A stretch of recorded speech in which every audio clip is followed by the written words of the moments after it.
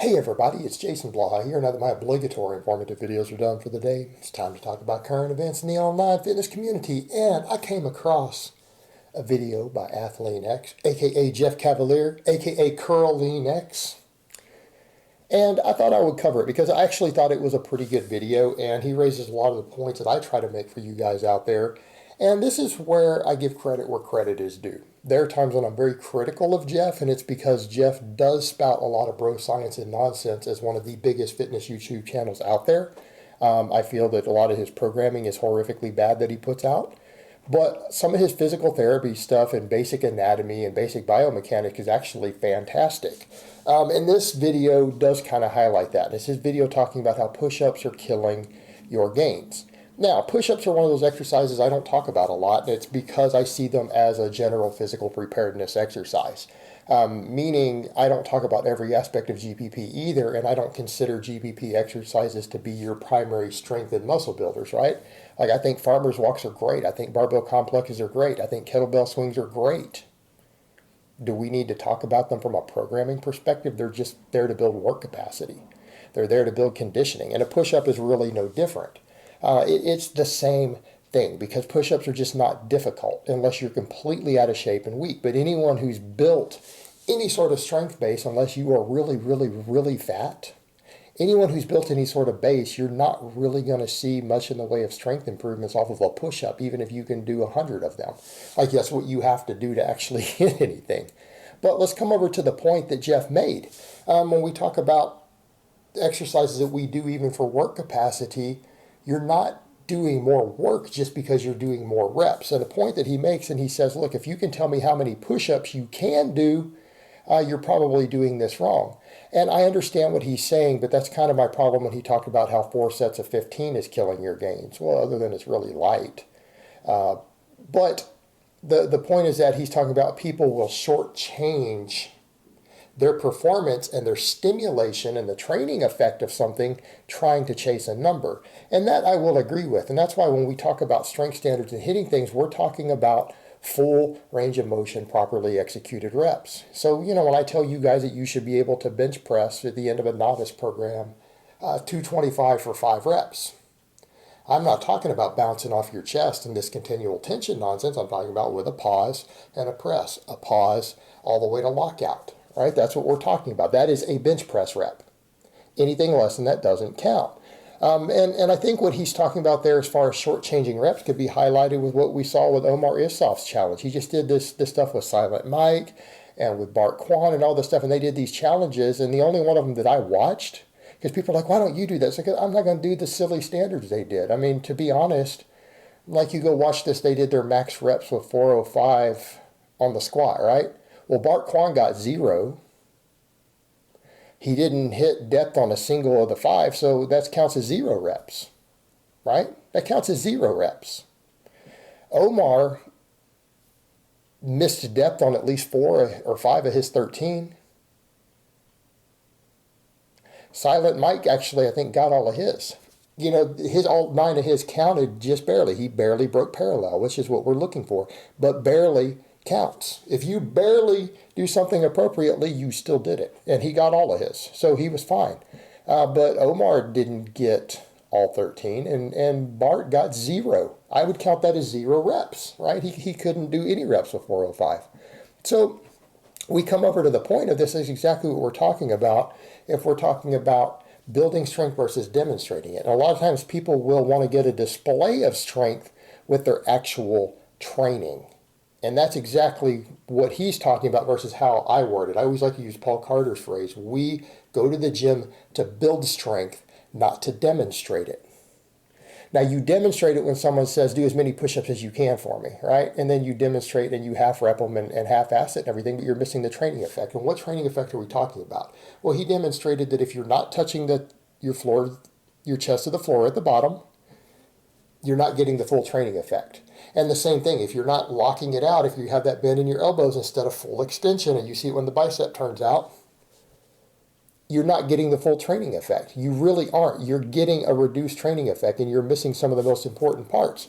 Because let's say you are doing the push-up to build work capacity, because that's generally why you would do it. It's a form of general physical preparedness. So you go crank out 5 sets of 20 on the push-up, right? Why would you do that? You do that to improve your work capacity. But that work capacity also does have joint angle specificities involved. And if you want it to carry over to your bench press and you can't pause at the bottom, you're not going to get any real work capacity performance carry over to a bench press, because the bar has to touch your chest for a pause on the bench. Strength is specific. Even general physical preparedness training, if you want it to carry over to what you're doing, the strength is specific. Those joint angles matter. And the same thing on the lockout. And that's kind of the point. People will use nonsense, like they'll go to the silly bodybuilding world and they'll use really stupid ass terms like continual tension. And they'll use that to justify doing easier versions of an exercise, right? Well, I'm keeping continual tension on the muscle. Well, let's get a clue. Let's talk about putting the science back into strength, like Jeff likes to use the word. That's bullshit. That isn't supported by science. In fact, it's a complete make-believe term that has no bearing in training performance or muscle growth. Continual tension is not something that helps muscle growth in any way. It is purely a make-believe, silly fairy tale bodybuilding term that bodybuilders like to do. It's not based on human physiology. In other words, continual tension doesn't do anything to improve muscle growth at all. Nothing. It has no impact. Work does. The work that you put in. In fact, we know that if you were to pause between every rep and it allowed you to lift more weight through a longer range of motion, you would actually get a larger training response in terms of hypertrophy. It is work tension metabolic fatigue. That's what builds muscles. And by skipping the hardest parts of the exercise, you're placing less tension on the muscle. So in other words, if you skip the bottom of the push-up and you just stop 2 inches short, you're getting less tension on the muscle. So you want to talk about tension. Use continual tension. How about we talk about more tension? Let's talk about tension itself. You have the most tension on the pecs at the bottom. That bottom inch puts more tension on your pec than being 2 inches away from the bottom. Considerably more, measurably more. There's more tension placed on the muscle, more stretch, more muscle fibers are activated. You're losing that effect. Same thing when we get to the lockout. You're losing impact on things like your triceps, and it's because the triceps have to lock the elbow. They are the only muscle that can do it. And it's not to say that's the only point the triceps are used. Obviously, they're used all the way through the range of motion. But the tricep is what locks it at the top, and there are fibers in the triceps, just like any other muscle, that only work at given points of the range of motion. So you're shortchanging your triceps work. You're shortchanging yourself. You're shortchanging your adaptation. And I like that he pointed out that same thing with squats. You're not getting the full benefit of a squat if you don't break parallel. You're not getting the full benefit of a chin-up if you don't go all the way to the bottom. Right? And that's another reason I don't care how many chin-ups or pull-ups with body weight a person claims they can do. I don't even measure that. No one cares. I'm all about what's your 1 rep max, 3 rep max, 5 rep max from a dead hang, with how many plates you can do, how much weight can you hang on there, because no one gives a shit about silly ass body weight chin-ups unless you're doing sets of 20 or you weigh well over 200 pounds. No one cares. That's a novice thing. That's a total noob thing. Nobody cares. You get stronger by doing the full range of motion, quality reps.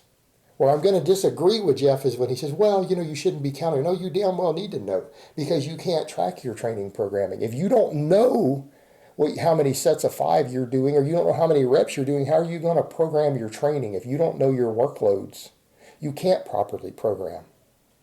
But I will agree with him that the only reps that count for programming are the ones that are to the full range of motion. So in other words, if I tell you to do 5 sets of 5 and use X amount of weight, then increase it 5 pounds next time, the reps that you don't complete full range of motion don't count into the 5 sets of 5. I don't care if you did 7 reps on the final set. If 2 of them were short stroking it and you didn't do the full range of motion, you did 5 reps, you didn't do 7.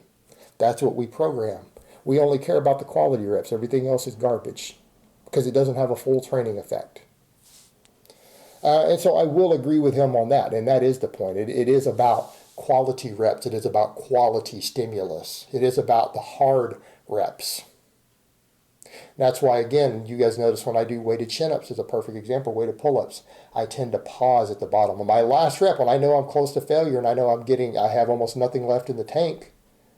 I like to pause for a full 1 second at the bottom from a dead hang before I try to do my last rep, because I want that last rep to have a pronounced training effect, and I want to make damn sure that I get the most muscle stimulus and most growth possible out of it, because that's the only stuff that's going to carry over to my big lifts.